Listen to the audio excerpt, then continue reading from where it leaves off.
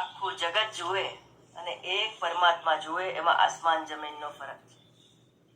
આખો બ્રહ્માંડનો સ્વામી જ્યારે તમે એનું નામ લો છો ને, જ્યારે એને યાદ પણ કરો છો ને, ત્યારે એ જુએ છે આપણને, એ સાંભળે છે.